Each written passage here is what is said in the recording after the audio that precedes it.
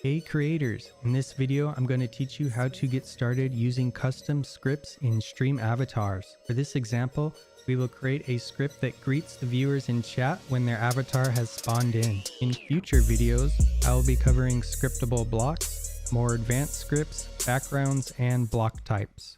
So first things first, to create your first custom script, click on Bot Commands in the side menu, and then Edit Custom Commands. Once there, you're going to click on Create Command. Go ahead and name it. This is only relevant if you're running the script on command rather than on connect. Next, come down to Advanced and click the check mark. Click Create Script and that will automatically create two files for you. The JSON file is for storing data that you want to persist across sessions, and the LAW file is for where you're going to put the code for your script. I recommend downloading a code editor if you don't already have one. Visual Studio Code is the go-to these days. Also, if you set it to on connect, it's going to fire the script when you connect. And if you set it to on command, it'll fire the script when you type the command in chat. For this example, we're going to use on connect.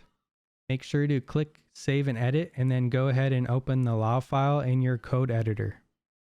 Okay, now we can begin writing the script in our code editor. So you're always going to return a function with no name.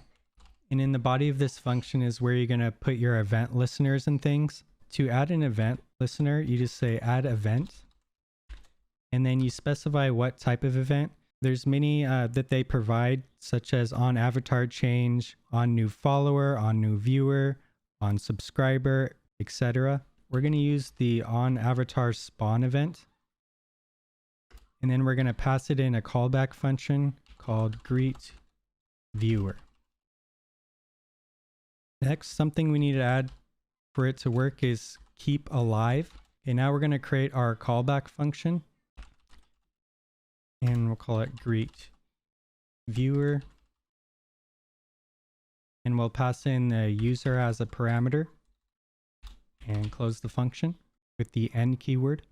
So any of the code in this greet viewer function body is going to fire off when an avatar spawns, because we added this as the callback function to this on avatar spawn event listener.